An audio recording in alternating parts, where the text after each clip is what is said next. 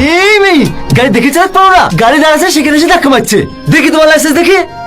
Licence নয় sir, আমাদের এখানেই বাড়ি। এটা প্রধানের বোন। প্রধানের বোন দেখে আইছে? প্রধানের বোন বলে মানুষের জীবন নিয়ে খেলা গেল, লাইসেন্স পেয়ে গেছে নাকি? টনি, তুমি পুলিশ অফিসার হয়ে গেছো? একজন গরিব ঘরের ছেলে পুলিশ অফিসার হয়েছে বলে তোমার খুব কষ্ট হয়েছে নাকি? এত বড় নোংরা খেলাটা খেলেও আমার সফল হওয়াটা আটকাতে পারলে না, তাই না? আমি কেন তোমার সফল আটকে যাবো? তুমি যে ভাবছো সফল, আগে আমার কথাটা শোনো। আমার সামনে আর কোনো নাটক করবি না। কনস্টেবল, গাড়ি স্টার্ট করো। কি হলো, তুমি গাড়িতে উঠলে কেন? নামো। না, নামবো না। 7 বছর ধরে তোমার লেগে আমি কষ্ট পাচ্ছি। আগে আমার সব কথা শুনবো, তারপর আমি গাড়ি থেকে নামবো। তোমার কথা শুনে মতো অত সময় আমার নাই। কনস্টেবল, হ্যাঁ হ্যাঁ স্যার, নামো গাড়ি থেকে। কোনো জায়গায় হাত দেবেন না। নামছি। জাহাজ তো 2 মিনিট। কি রে সালমা, তোকে এতবার করে ফোন করছি, ফোন তুলছি নে। কি হয়েছে?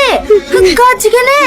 এমনি, আমার কিছু ভালো লাগছে না, আমি যাব না, তুই যা। বুঝতে পেরেছি, টনি লেগে কাচ্ছে তো। আর 7 বছর ধরে একই কষ্ট বুকে করে বইলে বেড়াছি। এখন তো কাছে পেয়েছি, এবার ওকে সত্যিটা বলে দে না যে তুই ওকে বাঁচানোর লেগে অভিনয়টা করেছিলি। কি করে বলবো? ও তো আমার কথা শুনতেই চাইছে না। ওকে যে কথাটাই বলছি সেটাই ওর কাছে অভিনয় মনে হয়েছে। আমি ওকে ছেড়ে বাঁচবো না রে বোন। কাঁদিসনি, তোরা আমি দেখছি। টনি নাম্বার আছে তোর কাছে? এই নাম্বারটা আমাকে দে। হ্যালো, এটা কি সাহেবনগর থানা? হ্যাঁ বলুন। আমাকে বাঁচান, আমাকে বাঁচান। ওরা আমাকে চারি দিক থেকে ঘিরে ফেলেছে, আমাকে বাঁচান। আপনি কোথায় আছেন? কারা আপনাকে ঘিরে ফেলেছে? আমি এখন মাঠ পড়ে বাজার ধরে আছি।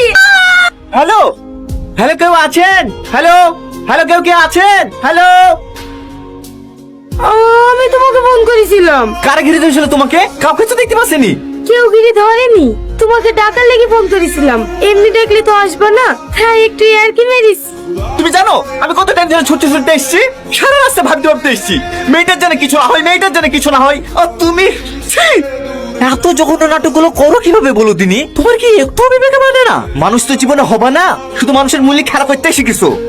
আপনি ভুল বুঝছেন দাদা। তুমি চুপ করো, তুমি একে চেনো না। এ বিরাট বড় অভিনেতা, যে কোনো ছেলেকে ফাঁসি দিতে পারে। তুমি একে থাকো না, না তুমি আর মতো খারাপ হয়ে যাবো। আমি থার্ড ক্লাস মেয়ে, আমি তোমার সাথে অন্যায় করেছি, তোমাকে ধোকা দিয়েছি, কিন্তু তুমি একবারও জানতে চাইলে না আমি কেন এসব করেছি। নাটক কম করো প্রিয়, তোমার এই নাটকে আমি আর ভুলছি।